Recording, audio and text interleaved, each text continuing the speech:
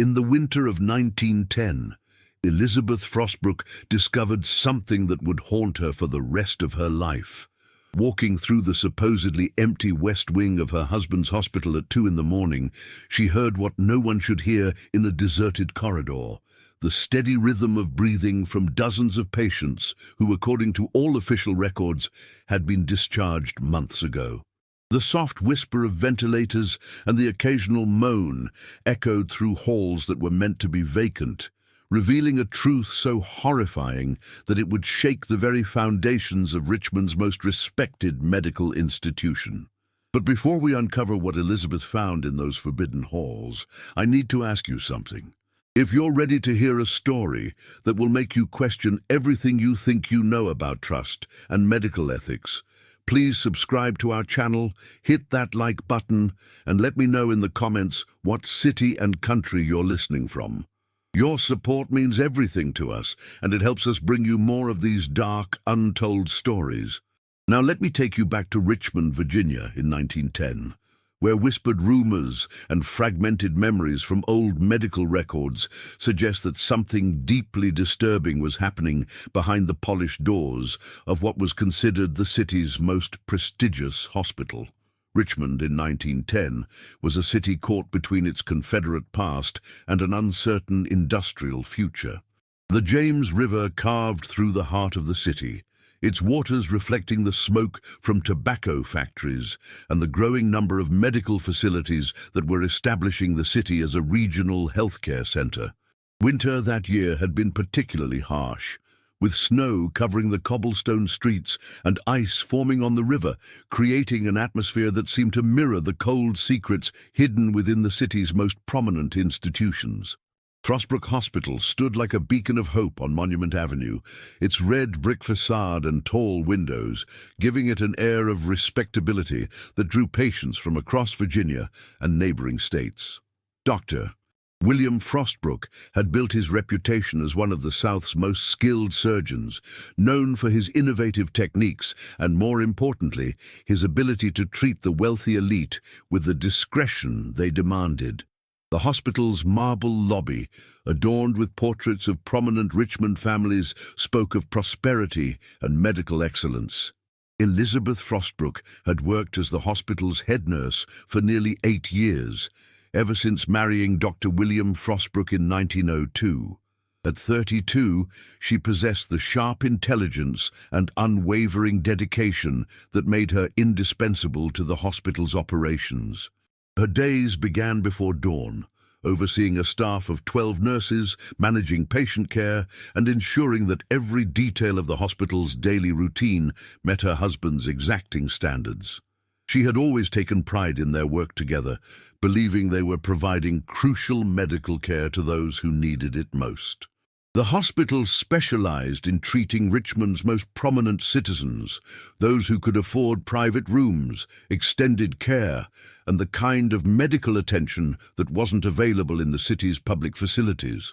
Wealthy tobacco merchants, successful attorneys, prominent politicians, and established Virginia families all trusted Dr. Frostbrook with their most serious medical needs. The patient roster read like a who's who of Richmond society, and Elizabeth had grown accustomed to maintaining the strict confidentiality that such clientele demanded. What made Frostbrook Hospital unique was its approach to extended care. Unlike other medical facilities that focused on quick treatment and discharge, Dr. Frostbrook believed in comprehensive recovery programs. Patients would often remain for weeks or even months, receiving what he called complete therapeutic restoration. This approach not only ensured better outcomes, he explained to Elizabeth, but also provided the hospital with the steady income necessary to maintain its high standards of care. The first sign that something was wrong came on a cold February morning in 1910, when Elizabeth was reviewing the patient discharge records for the previous month. As she cross-referenced the files with the hospital's financial ledgers, she noticed an unusual pattern that made her pause. According to the official records, 17 patients had been discharged in January, yet the hospital's revenue continued to show payments for their extended care well into February. Elizabeth had always been meticulous with record-keeping, a trait that had earned her husband's respect and trust.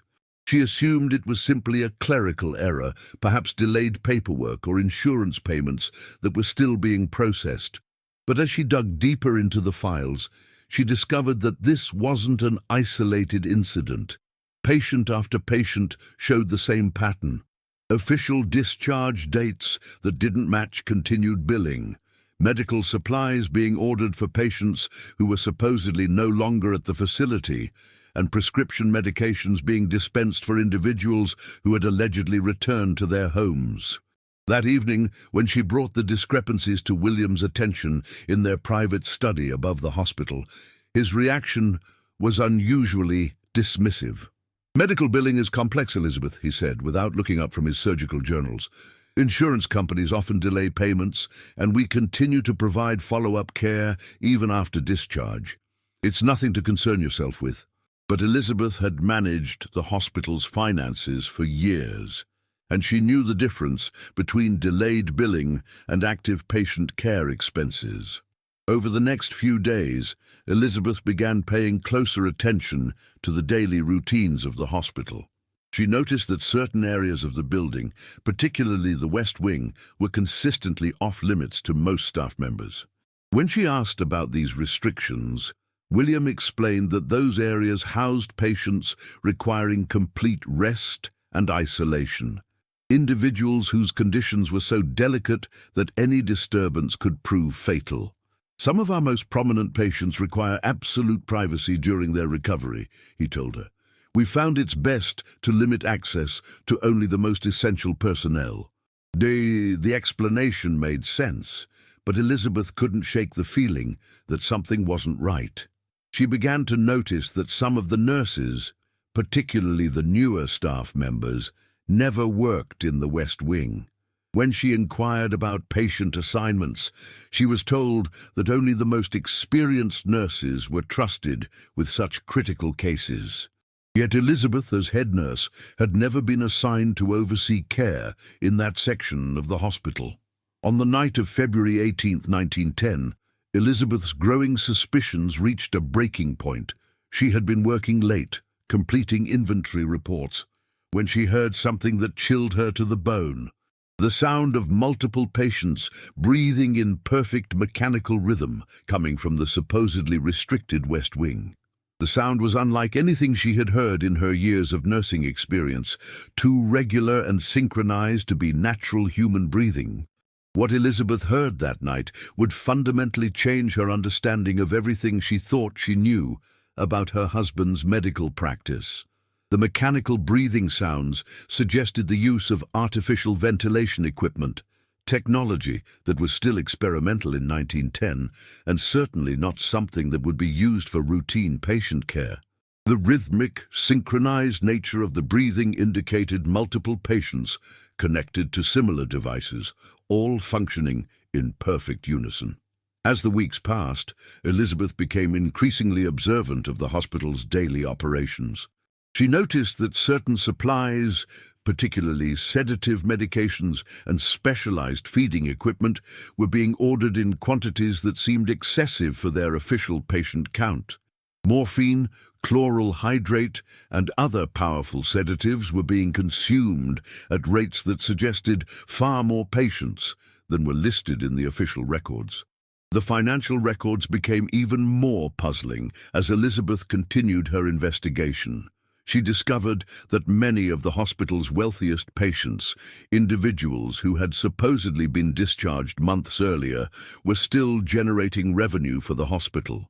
Their insurance payments continued to arrive, their families continued to send checks for extended care, and their medical expenses showed ongoing charges for room and board, medications, and specialized nursing care. One particularly disturbing discovery came when Elizabeth found correspondence between Dr. Frostbrook and various legal firms in Richmond.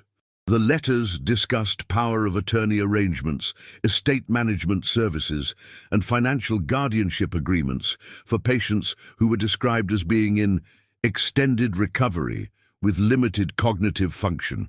These legal documents gave Dr. Frostbrook, or his designated representatives, significant control over patients' financial affairs, ostensibly to ensure their medical expenses were properly managed during their prolonged treatment. The pieces of the puzzle began forming a horrifying picture in Elizabeth's mind. The patients who were supposedly discharged were still in the hospital, kept in a state that prevented them from making decisions about their own care or finances. The artificial breathing equipment suggested they were being maintained in unconscious states, while legal arrangements allowed continued access to their wealth. But Elizabeth needed proof before she could fully comprehend the scope of what was happening. She decided to conduct her own investigation, using her access to hospital records and her knowledge of the building's layout to uncover the truth about the West Wing and the patients who supposedly no longer existed. Elizabeth's investigation began in earnest during the early morning hours of March 3, 1910. Using her master key, she carefully entered the West Wing during the shift change when the corridors were temporarily unmonitored. What she discovered in those forbidden halls would haunt her for the rest of her life. The West Wing contained 24 private rooms, each equipped with the most advanced medical equipment available in 1910. Artificial breathing apparatus, intravenous feeding systems, and monitoring devices filled the rooms, creating an atmosphere more reminiscent of a laboratory than a hospital ward. In each room lay a patient, unconscious, and connected to various machines that maintained their basic life functions. Elizabeth recognized several of the patients immediately. There was Harrison Montgomery, the wealthy tobacco merchant who had supposedly been discharged in November after a routine appendectomy. Margaret Whitfield, the prominent attorney's wife who had entered the hospital in October for what was described as minor surgical procedure. James Thornton, the successful railroad investor who had been admitted for a gallstone removal in September, and whose family had been told he was recovering at a private sanitarium in the mountains. All of these patients were alive, their hearts beating steadily, their breathing maintained by mechanical devices, but they showed no signs of consciousness. Their bodies had the appearance of individuals in deep comas, yet their muscle tone and general health suggested they were receiving excellent physical care. Elizabeth noticed that each patient had multiple injection sites, indicating regular administration of medications that were keeping them in their unconscious states. The medical charts in each room told a disturbing story. The patients had all entered the hospital for relatively minor procedures, but their records showed complications that had required extended unconsciousness for neurological stabilization. The medications being administered included powerful sedatives and experimental anesthetic agents that would keep patients unconscious indefinitely while maintaining their basic physiological functions. As Elizabeth continued her exploration, she found detailed financial records hidden in a locked cabinet in the wing's nursing station. These documents revealed the true scope of the operation. Each unconscious patient was generating thousands of dollars in ongoing medical expenses, all being paid by their insurance policies or family funds. More disturbing were the legal documents showing that Dr. Frostbrook had gained power of attorney over most of these patients, giving him control over their bank accounts, investments, and property. The records showed that as patients' financial resources were systematically drained through inflated medical expenses and questionable legal fees, those who had been maintained the longest were beginning to show signs of deteriorating condition. The implication was clear. Once their money was gone, these patients would be allowed to die from complications related to their extended treatment. Just as Elizabeth was beginning to grasp the full horror of what she had discovered, she heard footsteps approaching down the corridor. Someone was coming to check on the patients, and she was trapped in a wing where she had no legitimate reason to be. Elizabeth quickly extinguished her oil lamp and pressed herself against the wall behind the nursing station's door, her heart pounding as the footsteps grew closer. Through the crack in the door, she watched as two figures entered the wing. Dr. Frostbrook and a man she didn't recognize, well dressed in an expensive suit that marked him as someone of significant wealth and influence. "The Pemberton matter is becoming complicated," the stranger was saying as they walked past Elizabeth's hiding place. "His family is asking more questions about his recovery timeline. They want to visit." "I've handled family concerns before, Mr. Davidson," William replied calmly. "We simply explain that his condition requires complete isolation. Any disturbance could cause serious setbacks. Wealthy families understand the need for discretion when it comes to sensitive medical conditions." Elizabeth recognized the name Davidson immediately. He was one of Richmond's most prominent attorneys, known for handling the legal affairs of the city's wealthiest families. His presence in this secret wing, discussing patient matters in such calculating terms, confirmed her worst fears about the scope of the conspiracy. "The legal arrangements are holding," Davidson continued, "but we need to be more careful about the timeline. Some of these patients have been here longer than originally planned. The Whitfield estate is nearly depleted, and we need to begin the final phase of her treatment." The men moved deeper into the wing, and Elizabeth could hear them discussing individual patients by name, reviewing their financial status like merchants discussing inventory. They spoke of medical procedures that could be performed to justify continued unconsciousness, legal maneuvers to extend power of attorney arrangements, and the careful timing needed to ensure patients died of natural complications when their usefulness had ended. As she listened to their conversation, Elizabeth realized that the conspiracy extended far beyond her husband's medical practice. This was an organized operation involving legal professionals, medical suppliers, and possibly even corrupt insurance investigators who were facilitating the systematic robbery of unconscious patients. When the men finally left the wing, Elizabeth remained hidden for another hour, her mind racing as she tried to process the full implications of what she had witnessed. Her husband, the man she had loved and trusted for 8 years, was not just stealing from patients. He was keeping them in artificially induced comas while systematically draining their life savings and then allowing them to die when their money was gone. But Elizabeth's horror was about to deepen even further. As she prepared to leave the wing, she noticed something that made her blood run cold. A new patient had been admitted to one of the previously empty rooms. The nameplate on the door read, "Mrs. Dorothy Frostbrook, William's elderly mother, who'd supposedly gone to live with relatives in North Carolina after suffering a stroke the previous month." The realization hit Elizabeth like a physical blow. William was keeping his own mother unconscious and under his control, likely accessing her substantial inheritance while maintaining the pretense that she was recovering with family members. If he was willing to do this to his own mother, Elizabeth understood that no one was safe from his scheme, possibly including herself if she posed a threat to his operation.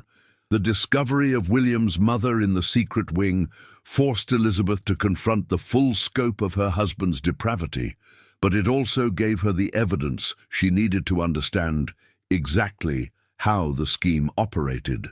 Over the next several days, she carefully documented everything she had learned, creating detailed records of the patients she had found, their supposed discharge dates, and the ongoing financial arrangements that were draining their resources. Elizabeth realized that confronting William directly would be dangerous, possibly fatal given what she now knew about his willingness to keep even family members unconscious and under his control. Instead, she decided to gather irrefutable evidence that would expose the entire operation to authorities who could act decisively to stop it. Using her access to the hospital's main records office, Elizabeth began copying financial documents, patient files, and correspondence that detailed the scope of the conspiracy.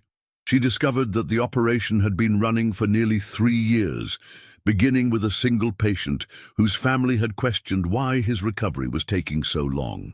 William had realized that by keeping patients unconscious and gaining legal control over their affairs, He could generate enormous profits while maintaining plausible medical explanations for their condition. The evidence showed that at least 43 patients had been processed through the scheme. Some had eventually died of complications, their deaths carefully timed to occur after their financial resources had been exhausted. Others remained in the secret wing, kept alive only as long as their money continued to flow. The total amount stolen from unconscious patients exceeded $200,000, an enormous sum in 1910 that represented the life savings of Richmond's most successful families.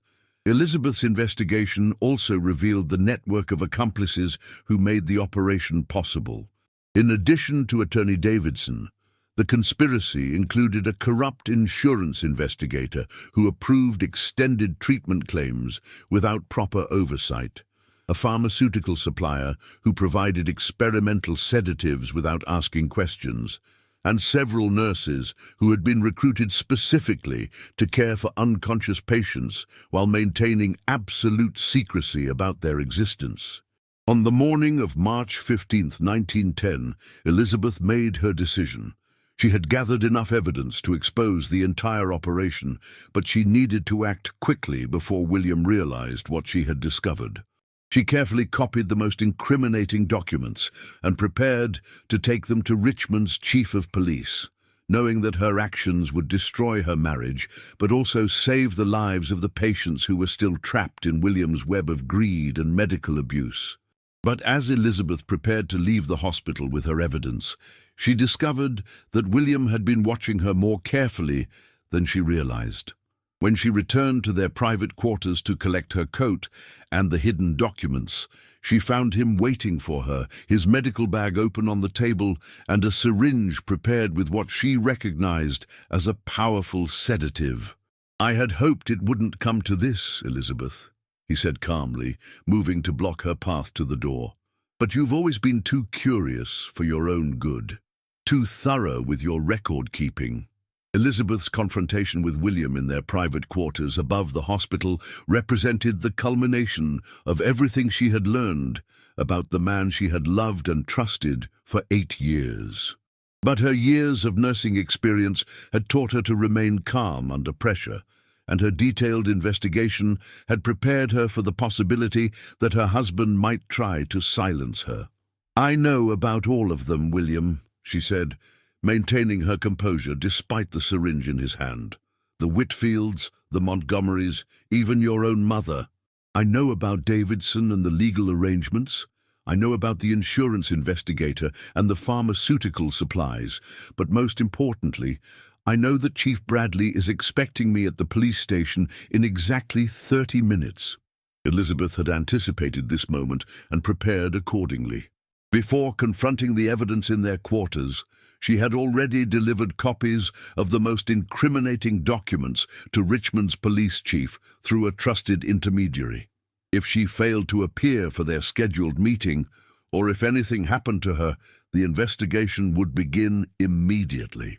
William's composure cracked as he realized that his wife had outsmarted him. The carefully constructed scheme that had generated enormous profits for nearly 3 years was about to be exposed, and there was nothing he could do to prevent it. The syringe trembled in his hand as he understood that attempting to harm Elizabeth would only confirm his guilt and accelerate his downfall. "You have no idea what you've done," he said, his voice filled with a mixture of rage and desperation. "Those patients were going to die anyway. I simply found a way to make their final months profitable. Their families were spending fortunes on medical care that couldn't save them. At least this way, the money served a useful purpose."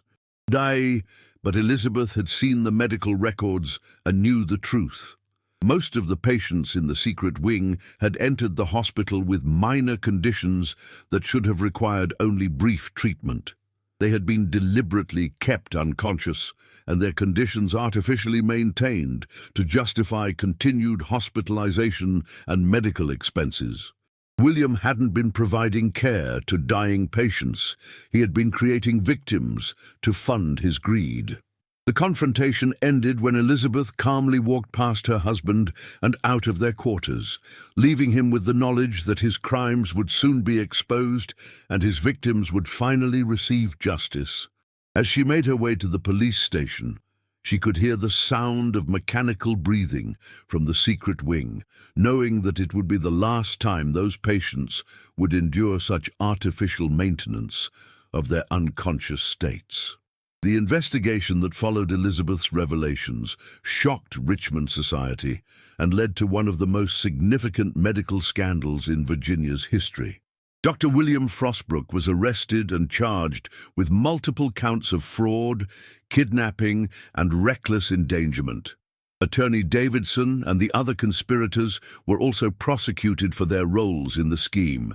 The patients in the secret wing were gradually awakened from their artificial comas, though several had suffered permanent neurological damage from their prolonged unconsciousness. Elizabeth's courage in exposing her husband's crimes saved the lives of 24 patients who were still trapped in the scheme, but it came at enormous personal cost. Her marriage was destroyed. Her reputation in Richmond society was permanently damaged by association with the scandal, and she was forced to leave the city to rebuild her life elsewhere. She eventually established a small nursing practice in rural North Carolina, where she spent the rest of her career advocating for patient rights and medical ethics. This case reminds us that trust, once broken, can never be fully restored, and that the oath to do no harm means nothing when greed overtakes conscience. What do you think about Elizabeth's choice to expose her own husband? Could you have made the same decision in her situation? Leave your thoughts in the comments below. If you found this story as disturbing as I did, please subscribe to our channel and share this video with others who appreciate these dark tales from our past. Until next time, remember that the most horrifying monsters are often the ones we trust the most.